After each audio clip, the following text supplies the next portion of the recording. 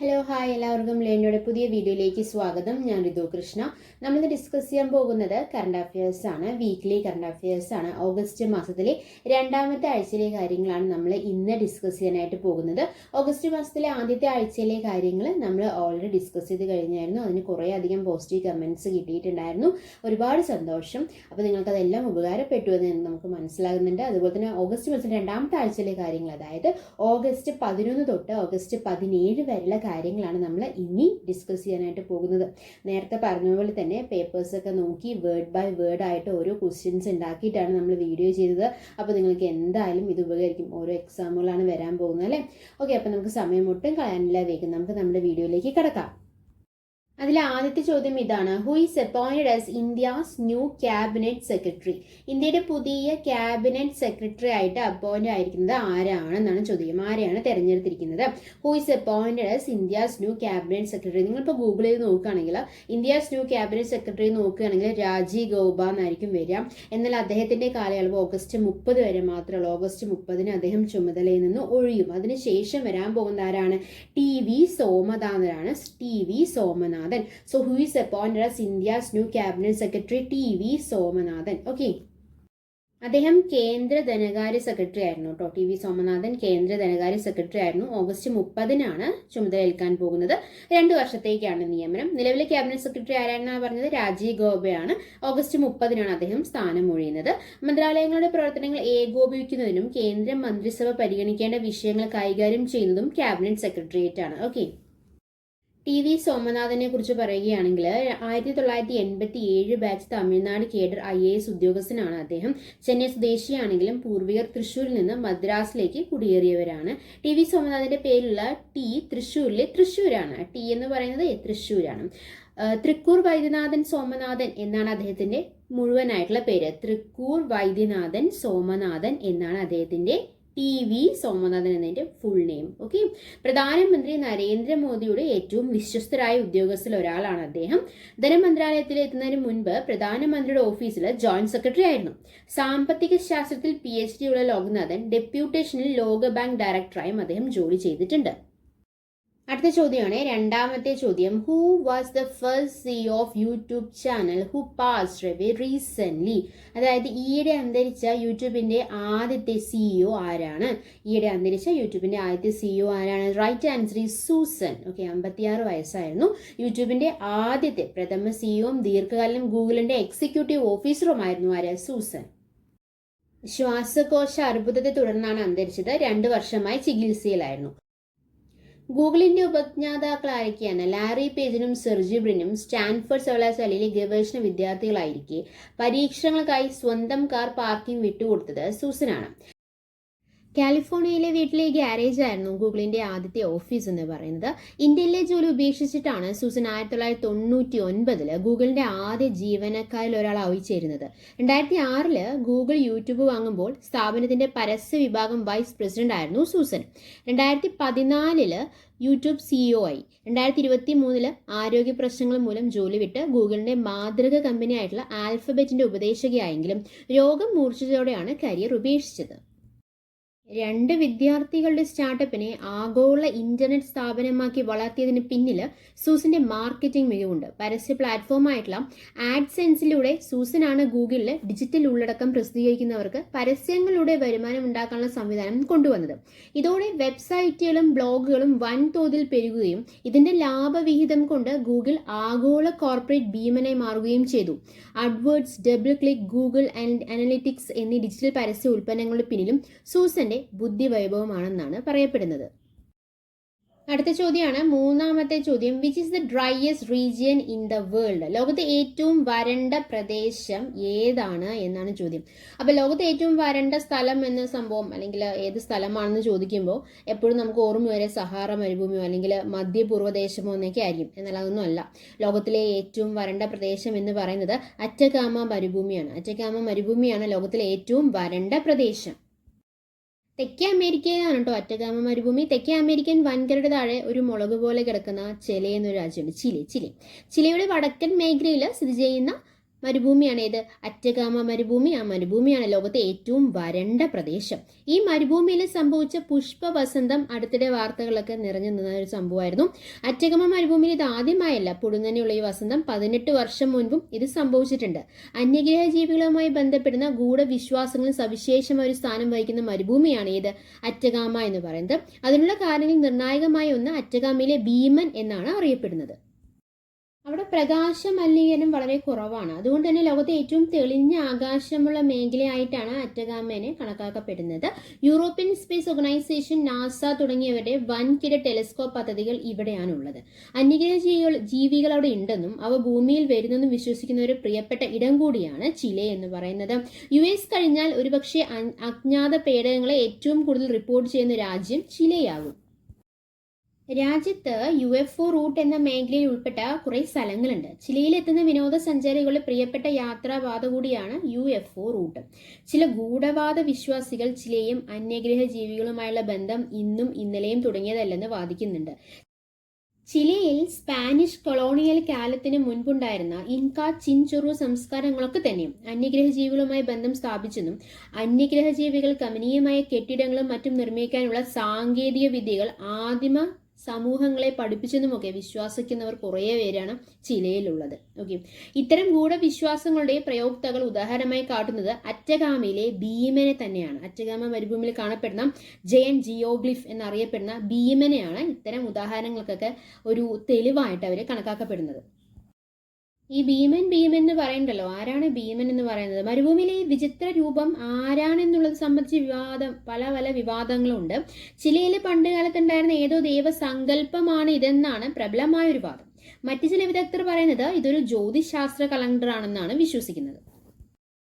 അടുത്ത ചോദ്യം, 4ാമത്തെ ചോദ്യം. Which country comes first in Paris Olympics? അതായത് പാരീസ് ഒളിമ്പിക്സിൽ 1ാം സ്ഥാനത്തെത്തിയ രാജ്യം ഏതാണ്? അല്ലെ, പാരീസ് ഒളിമ്പിക്സിൽ 1ാം സ്ഥാനത്തെത്തിയ രാജ്യം ഏതാണ്? 1ാം സ്ഥാനത്ത് അമേരിക്കയാണ്. 2ാം സ്ഥാനത്ത് ഏതാണ്? ചൈനയാണ്. ഈ രാജ്യങ്ങൾക്കും 40 സ്വർണം വീതമാണ്. അമേരിക്ക 1ാമതെത്തിച്ചത് വനിതാ ബാസ്കറ്റ്ബോളിലെ സ്വർണമാണ്. അപ്പം ഇന്ത്യയുടെ സ്ഥാനം എത്രയാണ്? 71ാം സ്ഥാനമാണ്. ഇപ്രാവശ്യം ഒളിമ്പിക്സ് നടന്നത് പാരീസിലാണ്. ഇനി എവിടെയാണ് നടക്കാൻ പോകുന്നത്? ലോസ് ഏഞ്ചൽസിലാണ്.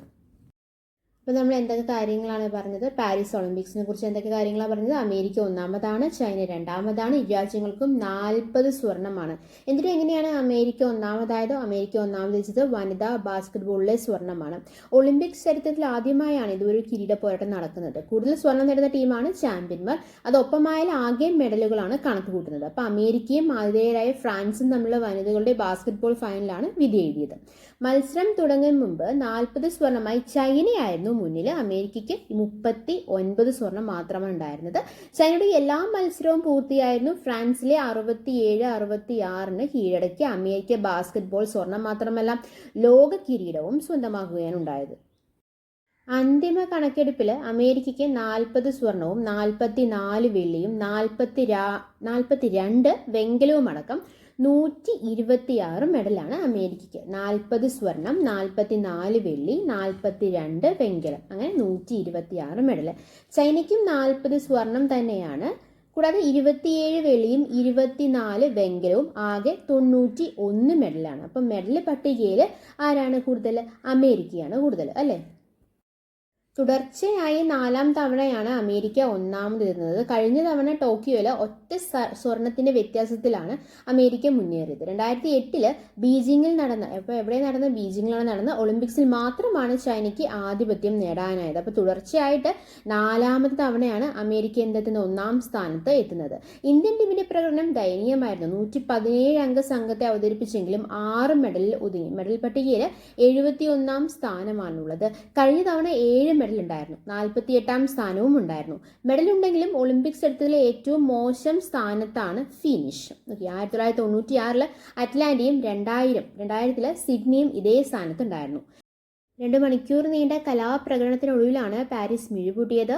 സ്റ്റേറ്റ് ഡി ഫ്രാൻസ് സ്റ്റേഡിയത്തിൽ അത്ലറ്റുകൾ സംഗമിച്ചു. ഇന്ത്യൻ ടീമിന് ദേശീയ പതാകവുമായി ഹോക്കി താരം പ്രിയ ശ്രീജേഷും ഷൂട്ടിങ്ങിൽ ഇരട്ട മെഡൽ നേടിയ മനു ബാക്കറും നയിച്ചു. 4 വർഷം കഴിഞ്ഞ് ലോസ് ഏഞ്ചൽസിലാണ് വീണ്ടും ഒളിമ്പിക്സിന്റെ ദീപം തെളിയാൻ പോകുന്നത്. 2028 ഒളിമ്പിക്സ് അമേരിക്കയിലെ ലോസ് ഏഞ്ചൽസിലാണ്. അപ്പോൾ ആദ്യത്തെ 10 സ്ഥാനങ്ങളിലെത്തിയ രാജ്യങ്ങളുടെ മെഡൽ നേട്ടത്തെക്കുറിച്ച് പറയുകയാണെങ്കിൽ ആദ്യത്തെ നമ്മൾ പറഞ്ഞു USA ആണ് അല്ലേ, രണ്ടാമത്തെ ചൈനയാണ്, മൂന്നാമത്തെ ജപ്പാനാണ്, നാലാമത്തെ ഓസ്ട്രേലിയയാണ്, അഞ്ചാമത്തെ ഫ്രാൻസ് ആണ്, ആറാമത്തെ നെതർലാൻഡ്സ് ആണ്, ഏഴാമത്തെ ബ്രിട്ടനാണ്, എട്ടാമത്തെ ദക്ഷിണ കൊറിയയാണ്, ഒൻപതാമത്തെ ഇറ്റലിയാണ്, പത്താമത്തെ ജർമ്മനിയാണ്. അപ്പോൾ ഇന്ത്യ എന്ന് പറയുമ്പോൾ ലോകസംഖ്യയിൽ 1-ാം സ്ഥാനത്തുള്ള ഇന്ത്യ, ലോക ജനസംഖ്യയിൽ 1-ാം സ്ഥാനമാണ് ഇന്ത്യക്ക്. എന്നാൽ ഇന്ത്യ പാരീസ് ഒളിമ്പിക്സിൽ നേടിയത് 71-ാം സ്ഥാനമാണ്. ഒരു വെള്ളിയും 5 വെങ്കലവും അടക്കം 6 മെഡലുകളാണ്. 145 കോടി ജനങ്ങളെ ഇന്ത്യയെ പ്രതിനിധീകരിച്ചത്. എത്ര പേരാണ് പ്രതിനിധീകരിച്ചത്? 117 കായിക താരങ്ങളാണ് ഇന്ത്യയിൽ നിന്ന് ഒളിമ്പിക്സ് കളിക്കാൻ വേണ്ടി പോയത് അല്ലേ. അടുത്ത ചോദ്യമാണ് 5ാമത്തെ ചോദ്യം. Who is the third player in the history of independent India to win medals in 2 consecutive Olympics? അതായത് സ്വതന്ത്ര ഇന്ത്യയുടെ ചരിത്രത്തിൽ തുടരെ 2 ഒളിമ്പിക്സുകളിൽ മെഡൽ നേടുന്ന 3ാമത്തെ താരം ആരാണ്? Who is the third player? ആദ്യ താരം ആരാണെന്ന് അറിയാമോ? ചോദിച്ചിരിക്കുന്ന 3ാമത്തെ താരമാണ് അല്ലേ. ആദ്യ താരം ആരാണ്? ഗുസ്തി താരം സുശീൽ കുമാറാണ്. രണ്ടാമത് ബാഡ്മിന്റൺ താരം PV സിന്ധു എന്നിവരാണ് മറ്റുള്ളവർ. അപ്പോൾ 3ാമത്തെ താരമാണ് ചോദിച്ചിരുന്നത്. Right answer is Neeraj Chopra. Okay, അപ്പോൾ സ്വതന്ത്ര ഇന്ത്യയുടെ ചരിത്രത്തിൽ തുടരെ 2 ഒളിമ്പിക്സുകളിൽ മെഡൽ നേടുന്ന 3ാമത്തെ താരം ആരാണ്? നീരജ് ചോപ്രയാണ്. പുരുഷ ജാവലിൻ ത്രോയിലാണ് നീരജ് ചോപ്രയ്ക്ക് വെള്ളി നേടിയത്. സ്വർണം നേടിയത് ആരാണ്? ഒളിമ്പിക് റെക്കോർഡോടെ 92.97 മീറ്ററോടെ പാകിസ്ഥാന്റെ അർഷാദ് നദീമിനാണ് സ്വർണം അല്ലെ. നീരജ് ചോപ്രയുടെ ജാവലിൻ ഇന്ത്യയെ നിരാശപ്പെടുത്തിയില്ല. പാരീസ് ഒളിമ്പിക്സിൽ ഇന്ത്യയുടെ മെഡൽ തിളക്കം കൂട്ടി പുരുഷ ജാവലിൻ ത്രോയിൽ നീരജ് ചോപ്രയ്ക്ക് വെള്ളി മെഡലാണ് കിട്ടിയത്. ഒളിമ്പിക് റെക്കോർഡ് കുറിച്ച പാകിസ്ഥാന്റെ അർഷിദ് നദീമിനാണ് സ്വർണം. ഓക്കെ, ഫൈനൽ 2ാം ത്രോയിലാണ് ഇരുവരും മെഡൽ നേട്ടം കുറിച്ചത്. അർഷാദ് 92.97 മീറ്റർ ദൂരം പിന്നിട്ട് റെക്കോർഡ് കുറിച്ചപ്പോൾ നീരജ് ചോപ്ര 89.45 മീറ്റർ ദൂരം പിന്നീട് രണ്ടാമതെത്തി. 88.54 മീറ്റർ ദൂരം കുറിച്ച ഗ്രനേഡയുടെ ആൻഡേഴ്സൺ പീറ്റേഴ്സിനാണ് വെങ്കലം. യോഗ്യതാ റൗണ്ടിൽ 89.34 മീറ്റർ ദൂരം പിന്നിട്ട് നീരജായിരുന്നു 1-ാം സ്ഥാനത്ത് എത്തിയിട്ടുണ്ടായിരുന്നത്. 86.59 മീറ്റർ ദൂരം പിന്നിട്ട് 3ാമനായിട്ടായിരുന്നു അർഷാദിന്റെ ഫൈനൽ പ്രവേശനം. ഫൈനലിൽ നീരജിന്റെയും അർഷാദിന്റെയും ആദ്യ ശ്രമം ഫൗളായി. എന്നാൽ 2ാം ശ്രമത്തിൽ അർഷാദിന്റെ ഉജ്ജ്വല ത്രോ ചെന്ന് പതിച്ചത് 93 മീറ്ററിന് 3 സെന്റിമീറ്റർ മാത്രം പിന്നിലാണ്. മറ്റുള്ളവരേക്കാൾ 4 മീറ്ററിലേറെ കൂടുതലായിരുന്നു ആ ത്രോ എന്ന് പറയുന്നത്. ടോക്കിയോയിൽ നേടിയ ഒളിമ്പിക് സ്വർണം നിലനിർത്തുക എന്ന സമ്മർദ്ദത്തിനിടയിലും നീരജും പതറിയില്ല. തന്റെ സീസണിലെ ഏറ്റവും മികച്ച പ്രകടനം പുറത്തെടുത്ത് 2ാം സ്ഥാനത്ത്. 3 റൗണ്ട് ത്രോകൾക്ക് ശേഷം മത്സരം 12 പേരിൽ നിന്ന് 8ലേക്ക് ചുരുങ്ങിയപ്പോഴും മറ്റാർക്കും ഇരുവരെയും മറികടക്കാനായില്ല എന്നുള്ളതാണ് സത്യം. തന്റെ അവസാന ശ്രമത്തിൽ 91.79 മീറ്റർ ദൂരം പിന്നിട്ട് അർഷാദ് മത്സരത്തിൽ വീണ്ടും തന്റെ ആധിപത്യം ഉറപ്പിച്ചു. ടോക്കിയോ ഒളിമ്പിക്സിൽ 87.58 മീറ്റർ ദൂരം പിന്നിട്ടാണ് നീരജ് സ്വർണം നേടിയിരുന്നത്. അടുത്ത ചോദ്യമാണ് 6ാമത്തെ ചോദ്യം. What is India's position in literacy rate? അതായത് സാക്ഷരതാ നിരക്കിൽ ഇന്ത്യയുടെ സ്ഥാനം എത്രയാണ് എന്നാണ് ചോദ്യം. എത്രയാണ്? Right answer is 128. 128. അപ്പോൾ India's position in literacy rate എത്രയാണ്? 128. 74.4% പേരാണ് സാക്ഷരത കൈവരിച്ചിരിക്കുന്നത് എന്നുള്ളതാണ് കണക്കെടുപ്പ്. രാജ്യാന്തര തലത്തിൽ വിവിധ മേഖലകളിൽ ഇന്ത്യയുടെ സ്ഥാനത്തെക്കുറിച്ച് പറയുകയാണെങ്കിൽ ജനസംഖ്യയിൽ 1-ാം സ്ഥാനമാണ് അല്ലെ. 145 കോടി ജനങ്ങളാണ് ജനസംഖ്യയിലുള്ളത്. അതുപോലെ തന്നെ 1-ാം സ്ഥാനമുള്ളത് സിനിമാ നിർമ്മാണത്തിലാണ്. സിനിമാ നിർമ്മാണത്തിലും സ്ഥാനം ഒന്ന് തന്നെയാണ്. പ്രതിവർഷം 1691 സിനിമകളാണ് നിർമ്മിക്കപ്പെടുന്നതെന്നാണ് കണക്കാക്കപ്പെടുന്നത്. അതുപോലെ തന്നെ മൊബൈൽ ഫോൺ ഉപയോഗത്തിൽ 2-ാം സ്ഥാനമാണ്. 65.9 കോടി ജനങ്ങൾ മൊബൈൽ യൂസ് ചെയ്യുന്നുണ്ട്. അപ്പോൾ 1-ാം സ്ഥാനമുള്ളത് ജനസംഖ്യയിലും അതുപോലെ തന്നെ സിനിമാ നിർമ്മാണത്തിലുമാണ്. 2-ാം സ്ഥാനം വരുന്നത് മൊബൈൽ ഫോണിന്റെ ഉപയോഗത്തിലാണ്. സാക്ഷരതാ നിരക്കിൽ എത്രയാണ്? 128-ാം സ്ഥാനത്താണ്. ശിശുമരണ നിരക്കിൽ 113-ാം സ്ഥാനത്താണ്. ആയുർദൈർഘ്യം 125-ാം സ്ഥാനത്താണ്. 69 വയസ്സാണ് ആയുർദൈർഘ്യം എന്ന് പറയുന്നത്. 69.8 വയസ്സാണ് ആയുർദൈർഘ്യം എന്ന് പറയുന്നത്. പട്ടിണി സൂചികയിൽ സ്ഥാനം 94 സന്തോഷ സൂചികയിൽ 126 മാനവശേഷി 134 GDP മൊത്ത ആഭ്യന്തര ഉൽപാദനത്തെ കുറിച്ച് പറയുകയാണെങ്കിൽ സ്ഥാനം 5 ഓക്കെ. GDP വളർച്ചാ നിരക്കിലെ സ്ഥാനം 20, ഇറക്കുമതിയിലെ സ്ഥാനം 11, കയറ്റുമതിയിലെ സ്ഥാനം 14. ശതകോടീശ്വർ സ്ഥാനം 3 169 പേരാണ് ശതകോടീശ്വരായിട്ട് നമ്മുടെ ഇന്ത്യയിലുള്ളത്. വിദേശ നാണയ ശേഖരം സ്ഥാനം 8 ഓക്കെ. വിദേശ നിക്ഷേപം സ്ഥാനം എത്രയാണ്? 8 തന്നെയാണ്. വിദേശ നാണയശേഖരവും വിദേശ നിക്ഷേപത്തിലും സ്ഥാനം എത്ര തന്നെയാണ്? 8 തന്നെയാണ്. പത്ര സ്വാതന്ത്ര്യ സൂചിക 159 സ്ഥാനം. പ്രതിരോധ ശക്തി സ്ഥാനം 4. പ്രതിരോധ ചെലവ് സ്ഥാനം 3. ഓക്കെ. അടുത്ത ക്വസ്റ്റ്യൻ, ഏഴാമത്തെ question, who is the chairman of PAC? PSC അല്ല കേട്ടോ. ഇത് ക്വസ്റ്റ്യൻ എഴുതുമ്പോൾ, പേപ്പറിൽ നോക്കി ക്വസ്റ്റ്യൻ എഴുതുമ്പോൾ പെട്ടെന്ന് കാണുമ്പോൾ മലയാളത്തിലാണല്ലോ കൊടുക്കുക. PSC എന്ന് പെട്ടെന്ന് തോന്നുക. PSC അല്ല, PAC ആണ്. ശ്രദ്ധിക്കാം. Who is the chairman of PAC of the parliament? PAC എന്ന് പറയുമ്പോൾ എന്താണ്? പബ്ലിക് അക്കൗണ്ട്സ് കമ്മിറ്റിയാണ്. Public accounts committee. ഓക്കെ. അതിൽ ചെയർമാൻ ആരാണെന്നാണ് ചോദ്യം. The right answer is Venugopal. Alappuzha MPയും AIC സംഘടനാ കാര്യ ജനറൽ സെക്രട്ടറിയുമായിട്ടുള്ള KC വേണുഗോപാലിനെ PSC, അതായത് പാർലമെന്റിലെ പബ്ലിക് അക്കൗണ്ട്സ് കമ്മിറ്റിയുടെ അധ്യക്ഷനായിട്ട് നിയമിച്ചിരിക്കുകയാണ്. വേണുഗോപാൽ അടക്കമുള്ളവർ ഉൾപ്പെടുത്തി ഈ മാസം ആദ്യം സമിതി പുനഃസംഘടിപ്പിച്ചിരുന്നു. കഴിഞ്ഞ ലോക്സഭയിൽ അധീരജ്ഞൻ ചൗധരി ആയിരുന്നു അധ്യക്ഷൻ. മലയാളികളായ John Mathai, CM Stephen, KV Thomas എന്നിവരും PSC അധ്യക്ഷരായിട്ടുണ്ട് കേട്ടോ. 1967 മുതൽ പ്രതിപക്ഷ സ്ഥാനത്താണ് PSC അധ്യക്ഷ സ്ഥാനം നൽകുന്നത്. ഈ ഓഗസ്റ്റ് മാസം എന്ന് പറയുന്നത് വളരെയധികം ഇമ്പോർട്ടൻ്റ് ആയിട്ടൊരു മാസമാണല്ലേ. കുറേയധികം ക്വസ്റ്റ്യൻസ് നമുക്ക് കിട്ടുന്നുണ്ട്. പാരീസ് ഒളിമ്പിക്സ് ആയിക്കോട്ടെ, അതുപോലെ തന്നെ നാഷണൽ അവാർഡ്, അതുപോലെ തന്നെ സ്റ്റേറ്റ് അവാർഡ്, കുറേയധികം ക്വസ്റ്റ്യൻസ് കിട്ടുന്ന, കറണ്ട് അഫയേഴ്സ് കിട്ടുന്ന ഒരു മാസമായിരുന്നു അല്ലെ ഈ മാസത്തെ ഓഗസ്റ്റ് എന്ന് പറയുന്നത്. അപ്പോൾ ഇനി നിങ്ങളൊന്നും ഈ ഓഗസ്റ്റ് മാസത്തിൽ കറണ്ട് അഫയേഴ്സ് എങ്ങനെ കിട്ടുമെന്ന് വായിച്ച് സങ്കടപ്പെടേണ്ട കാര്യമില്ല. ഡെയിലി ഓരോ പേപ്പറും വായിച്ച് അതിൽ നിന്ന് കിട്ടുന്ന ഡീറ്റെയിൽസ് ആണ് നമ്മൾ ഇവിടെ കൊടുത്തിരിക്കുന്നത് അല്ലേ. അപ്പോൾ നമുക്ക് അടുത്ത ചോദ്യത്തിൽ കിടക്കാം. എട്ടാമത്തെ ചോദ്യം, which film won the national award for the best film 2022? 2022 national award നേടിയ ബെസ്റ്റ് ഫിലിം. അത് ഇപ്രാവശ്യമാണല്ലേ, ഇപ്രാവശ്യമാണ് 2024 അത് ഡിക്ലെയർ ചെയ്യുന്നത്. ഏതാണ് ഫിലിം എന്നാണ് ചോദ്യം. ഏതാണ്? ആട്ടമാണ്. മികച്ച ചിത്രമായിട്ട് തിരഞ്ഞെടുത്തിരിക്കുന്നത് ആട്ടമാണ്. എഡിറ്റ് വിഭാഗങ്ങളിലും ആട്ടത്തിന് തന്നെ അവാർഡ്. മികച്ച നടി ആരാണ്? മലയാളിയായിട്ടുള്ള നിത്യമേനോനാണ്. മാനസി പരേഖിനും അവാർഡ് കിട്ടിയിട്ടുണ്ട്. നടൻ ആരാണ്? ഋഷഭ് ഷെട്ടി. സംസ്ഥാന ചലച്ചിത്ര അവാർഡ് ജൂറിയും ദേശീയ അവാർഡിനുള്ള പ്രാദേശിക ജൂറിയും പാടെ തഴഞ്ഞ മലയാള ചിത്രമായിരുന്നു ആട്ടം. എന്നാൽ 2022 മികച്ച സിനിമയ്ക്കുള്ള ദേശീയ അവാർഡ് ആ സിനിമയ്ക്ക് തന്നെയാണ് കിട്ടിയിരിക്കുന്നത്, ആട്ടത്തിന് അല്ലെ. ഫീച്ചർ വിഭാഗത്തിൽ മലയാളത്തിന് ലഭിച്ച 6 അവാർഡുകളിൽ 3ഉം ആനന്ദ് ഏകർഷി സംവിധാനം ചെയ്ത ആട്ടത്തിനാണ്. മികച്ച തിരക്കഥയ്ക്കുള്ള പുരസ്കാരം ആനന്ദ് ഏകർഷിക്കും. മികച്ച എഡിറ്റിംഗുള്ള പുരസ്കാരം മഹേഷ് ഭൂവന്തിനും ലഭിച്ചു. ഓക്കെ. തമിഴ് ചിത്രം തിരുച്ചിരമ്പലത്തിലൂടെ നിത്യമേനോൻ മികച്ച നടിയായി. ഗുജറാത്തി ചിത്രം കച്ച് എക്സ്പ്രസിൽ അഭിനയിച്ച മാനസി പരേഖിനൊപ്പമാണ് പുരസ്കാരം പങ്കിട്ടത്. കന്നഡ ചിത്രം കാന്താരയിലൂടെയാണ് ഋഷഭ് ഷെട്ടി മികച്ച നടനായത് അല്ലെ. ജനപ്രിയ ചിത്രത്തിനുള്ള അവാർഡും കാന്താര നേടിയത് സംവിധായകൻ കൂടിയായ ഋഷഭ് ഷെട്ടിക്ക് ഇരട്ട നേട്ടമായി. സൂരജ് ആർ ബർജാദിയാണ് മികച്ച സംവിധായകൻ. ചിത്രം ഹിന്ദി പടമായിട്ടുള്ള ഉഞ്ചായാണ്. ഓക്കെ. തരുൺ മൂർത്തി സംവിധാനം ചെയ്ത സൗദി വെള്ളയ്ക്കാണ് മലയാളത്തിലെ മികച്ച ചിത്രം. ഈ സിനിമയിലെ ചായും വെയിലെന്ന ഗാനത്തിലൂടെ ബോംബെ ജയശ്രീ മികച്ച ഗായികയായി. മാളികപ്പുറം എന്ന സിനിമയിലൂടെ ശ്രീപത് മികച്ച ബാലതാരമായി.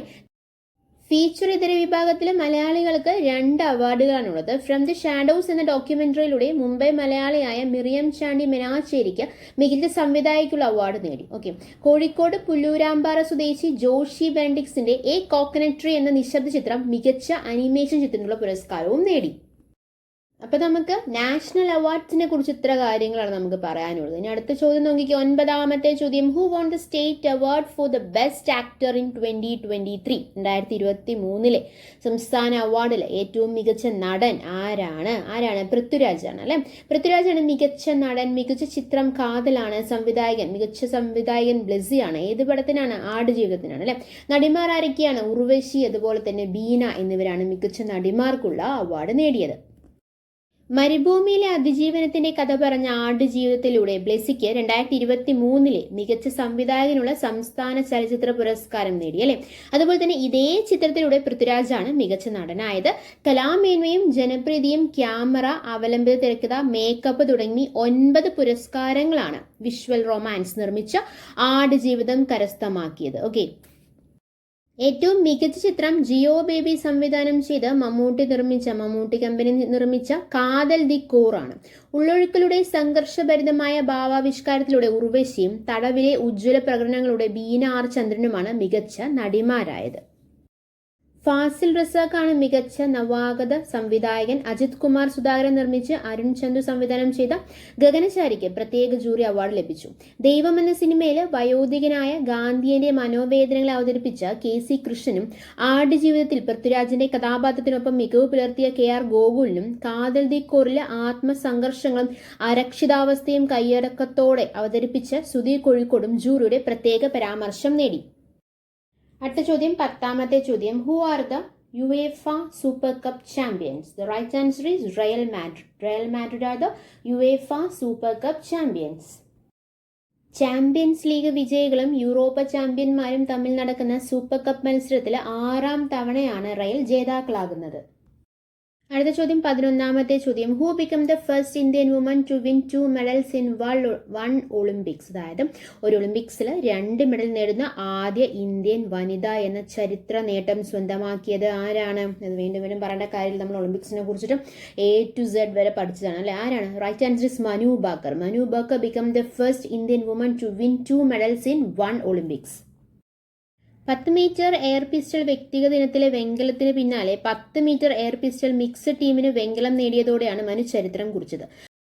മനു ബാക്കറും സരബ്ജോത് സിംഗും ചേർന്ന സഖ്യത്തിനാണ് മെഡൽ. 1900 പാരീസ് ഒളിമ്പിക്സിൽ നോർമൻ പ്രിച്ചഡ് അത്ലറ്റ്സിൽ ഇരട്ട മെഡൽ നേടിയ ശേഷം ഒരു ഒളിമ്പിക്സിൽ 2 മെഡൽ നേടുന്ന ആദ്യ ഇന്ത്യൻ താരമാണ് ആര്? മനു ബാക്കർ. അടുത്ത ചോദ്യം 12ാമത്തെ ചോദ്യം. Who are the fastest players in Paris Olympics? അതായത് പാരീസ് ഒളിമ്പിക്സിലെ ഏറ്റവും വേഗമേറിയ താരങ്ങൾ ആരാണ്?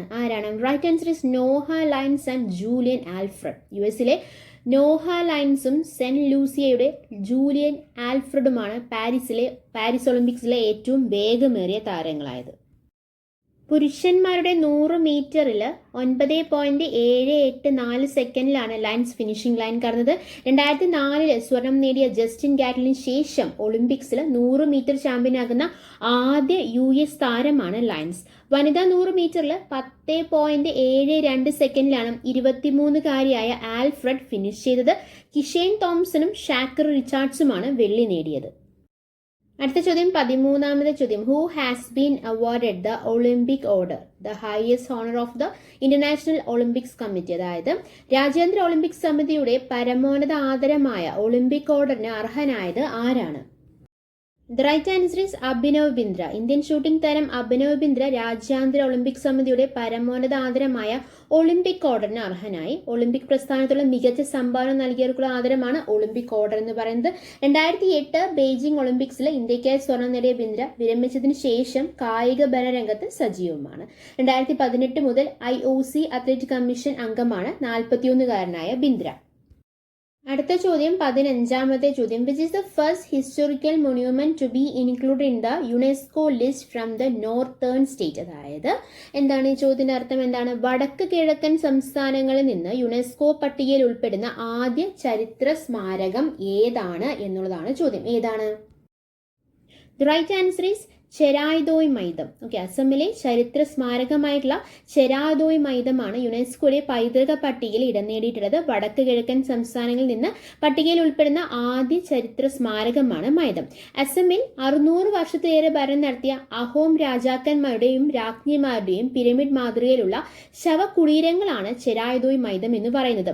ന്യൂഡൽഹിയിൽ നടന്ന യുനെസ്കോയുടെ പൈതൃക സമ്മേളനത്തിലാണ് പുതിയ സ്മാരകങ്ങളെ പട്ടികയിൽ ഉൾപ്പെടുത്താൻ അനുമതി നൽകിയിട്ടുള്ളത്. അടുത്ത ചോദ്യം 15ാമത്തെ ചോദ്യം. What is India's current rank in the global agricultural export index? Global agriculture export ഇൻഡെക്സിൽ ഇന്ത്യയുടെ കറന്റ് റാങ്ക് എത്രയാണ്? 8ാമത്തെ റാങ്ക് ആണ് കേട്ടോ. India's current rank in the global agriculture export index എത്രാമത്തെ റാങ്ക് ആണ്? 8ാമത്തെ റാങ്ക് ആണ്. അടുത്ത ചോദ്യം 16ാമത്തെ ചോദ്യം. Recent where was the Sagar Kavach exercise held? Sagar Kavach exercise held. Recent which where was the Sagar Kavach exercise held? The right answer is Lakshadweep. Recently where was the Sagar Kavach exercise held? The right answer is Lakshadweep. അടുത്ത ചോദ്യം 17ാമത്തെ ചോദ്യം. Which country has the most air pollution in the world? അതായത് ലോകത്തെ ഏറ്റവും അധികം വായു മലിനീകരണം നേരിടുന്ന രാജ്യം. സ്വിറ്റ്സർലൻഡ് ആസ്ഥാനമായ IQAir റിപ്പോർട്ട് 2023 പ്രകാരമാണ് ലോകത്തെ ഏറ്റവും അധികം വായുമലിനീകരണം നേരിടുന്ന രാജ്യം ഏതാണ് എന്നുള്ളത് അവർ കണ്ടെത്തിയത്. ഏത് രാജ്യമാണ്? ബംഗ്ലാദേശാണ് കേട്ടോ. അപ്പൊ സ്വിറ്റ്സർലൻഡ് ആസ്ഥാനമായ IQAir റിപ്പോർട്ട് 2023 പ്രകാരം ലോകത്ത് ഏറ്റവും അധികം വായുമലിനീകരണം നേരിടുന്ന രാജ്യം അത് ബംഗ്ലാദേശാണ്. ഓക്കെ, ബംഗ്ലാദേശിന് ആദ്യ സ്ഥാനമാണെങ്കിൽ എപ്പോഴും നമ്മുടെ ഇന്ത്യയുടെ സ്ഥാനം നമ്മൾ അറിയണമല്ലേ. ലോകത്തെ ഏറ്റവും വായുമലിനീകരണം നേരിടുന്ന രാജ്യങ്ങളിൽ ഇന്ത്യയുടെ സ്ഥാനം എത്രയാണെന്ന് അറിയാമോ? 3-ാം സ്ഥാനമാണ്. നഗരങ്ങളുടെ പട്ടികയിൽ ബീഹാറിലെ ബേഗുസാരായ് ആണ് ഒന്നാമത്. ഗുവാഹത്തി, ഡൽഹി എന്നീ നഗരങ്ങളാണ് യഥാക്രമം 2ഉം 3ഉം സ്ഥാനത്ത് വന്നിരിക്കുന്നത്. Bangladesh, Pakistan, India, Tajikistan, Burkina Faso എന്നിവയാണ് ഏറ്റവും അധികം വായുമലിനീകരണം നേരിടുന്ന ആദ്യ 5 രാജ്യങ്ങൾ. അതിൽ നഗരങ്ങളുടെ പട്ടിക എടുക്കുമ്പോൾ എന്താണ്? ഇന്ത്യ തന്നെയാണ് ഒന്നാമത് വരുന്നത്. എന്നാൽ രാജ്യങ്ങളുടെ പട്ടിക എടുക്കുമ്പോൾ ബംഗ്ലാദേശാണ് ഒന്നാമത്, 2ാമത് പാകിസ്ഥാനാണ്, 3ാമതാണ് ഇന്ത്യ. നമ്മൾ പറഞ്ഞു വായു മലിനീകരണമുള്ള രാജ്യങ്ങൾ ഏതൊക്കെയാണ്? ബംഗ്ലാദേശ്, പാകിസ്ഥാൻ, ഇന്ത്യ അങ്ങനെയൊക്കെ പറഞ്ഞല്ലേ.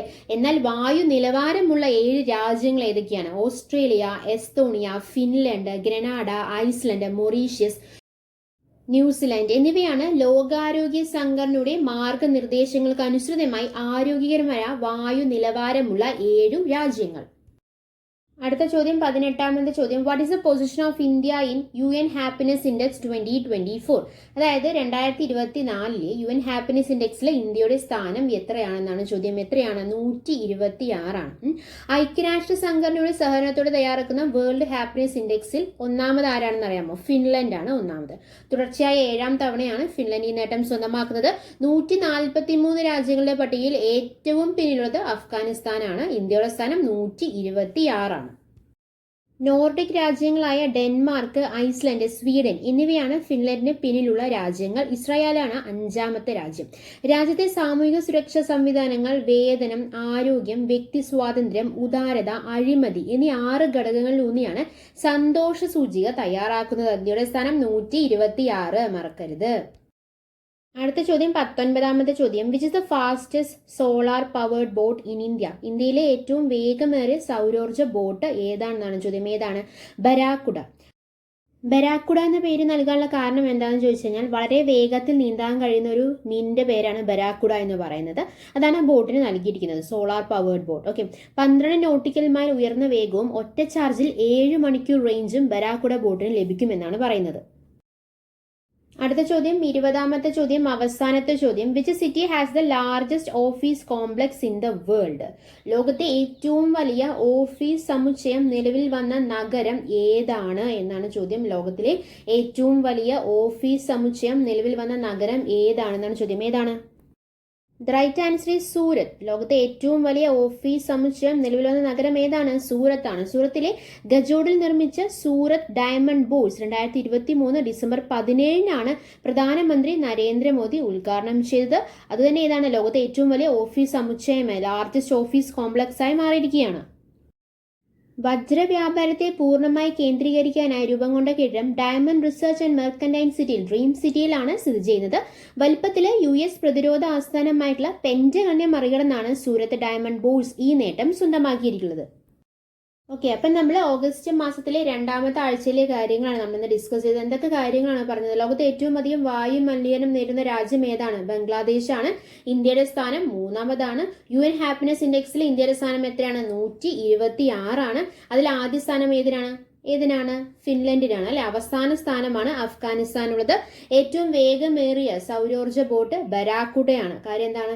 ഏറ്റവും വളരെ വേഗത്തിൽ നീന്താൻ കഴിയുന്ന മത്സ്യമാണ് ബരാക്കുഡ. ബരാക്കുഡ പേരാണ് സോളാർ ബോട്ടിന് നൽകിയിട്ടുള്ളത്. ലോകത്തെ ഏറ്റവും വലിയ ഓഫീസ് സമുച്ചയം അല്ലെ, ഓഫീസ് കോംപ്ലക്സ് എവിടെയാണുള്ളത്? സൂറത്തിലാണുള്ളത്. അതുപോലെ തന്നെ ഗ്ലോബൽ അഗ്രികൾച്ചർ എക്സ്പോർട്ട് ഇൻഡെക്സിൽ ഇന്ത്യയുടെ റാങ്ക് എത്രയാണ്? 8ാമത്തെ റാങ്കാണ് അല്ലെ. അതുപോലെ തന്നെ who become the first Indian woman to win 2 medals in 1 Olympics? ആരാണ്? മനു ബാക്കറാണ് അല്ലെ. ഒരു ഒളിമ്പിക്സിൽ 2 മെഡൽ നേടുന്ന ആദ്യ ഇന്ത്യൻ വനിത എന്ന ചരിത്ര നേട്ടം സ്വന്തമാക്കിയത് ആരാണ്? മനു ബാക്കറാണ്. അതുപോലെ തന്നെ വേഗമേറിയ താരങ്ങൾ, പാരീസ് ഒളിമ്പിക്സിലെ വേഗമേറിയ ലോകത്തിന്റെ അതിവേഗക്കാർ എന്നറിയപ്പെടുന്നവരാരൊക്കെയാണ്? US-ന്റെ നോഹ ലൈൻസും അതുപോലെ തന്നെ സെന്റ് ലൂസിയയുടെ ജൂലിയൻ ആൽഫ്രഡുമാണ് പാരീസ് ഒളിമ്പിക്സിലെ ഏറ്റവും വേഗമേറിയ താരങ്ങളായത്. അതുപോലെ തന്നെ രാജ്യാന്തര ഒളിമ്പിക് സമിതിയുടെ പരമോന്നത ആദരം എന്താണ്? ഒളിമ്പിക് ഓർഡറിനാണ്. ഒളിമ്പിക് ഓർഡറിന് അർഹനായത് ആരാണ്? ഇന്ത്യൻ ഷൂട്ടിംഗ് താരം അഭിനവ് ബിന്ദ്രയാണ് രാജ്യാന്തര ഒളിമ്പിക് സമിതിയുടെ പരമോന്നത ആദരമായ ഒളിമ്പിക് ഓർഡറിന് അർഹനായത്. അതുപോലെ തന്നെ എവിടെയാണ് സാഗർ കവച് എക്സസൈസ് എവിടെയാണ് നടന്നത്? ലക്ഷദ്വീപിലാണ്. Recent was Sagar Kavach exercise held Lakshadweep. ആധുനിക ഒളിമ്പിക്സിന്റെ എത്രാമത്തെ പതിപ്പിനാണ് പാരീസ് വേദിയാകുന്നത്? 33ാമത്തെ അല്ലെ? ആധുനിക ഒളിമ്പിക്സിന്റെ എത്രാമത്തെ പതിപ്പിനാണ് പാരീസ് വേദിയാകുന്നത്? 33ാമത്തെ പതിപ്പിനാണ് പാരീസ് വേദിയാകുന്നത്. പാരീസ് ഒളിമ്പിക്സിലെ ഇന്ത്യയുടെ ആദ്യ മെഡൽ നേട്ടം കൈവരിച്ചത് ആരായിരുന്നു? മനു ഭാക്കർ തന്നെയായിരുന്നു. ഒളിമ്പിക് ഷൂട്ടിംഗ് ഇനങ്ങളിൽ മെഡൽ നേടുന്ന ആദ്യ ഇന്ത്യൻ വനിതാ താരവും ആരായിട്ട് മാറി? മനു ഭാക്കറായിട്ട് മാറി. അങ്ങനെ നമ്മൾ കുറേ കാര്യങ്ങൾ ഡിസ്കസ് ചെയ്തു. എടുത്ത കാര്യങ്ങളെല്ലാം നിങ്ങൾക്ക് വളരെ വ്യക്തമായി മനസ്സിലായെന്ന് പ്രതീക്ഷിക്കുന്നു. അങ്ങനെ മനസ്സിലായിട്ടുണ്ടെങ്കിൽ നമ്മൾ എന്നുള്ള ചാനൽ സബ്സ്ക്രൈബ് ചെയ്യുക, സപ്പോർട്ട് ചെയ്യുക. Thanks for your time. By.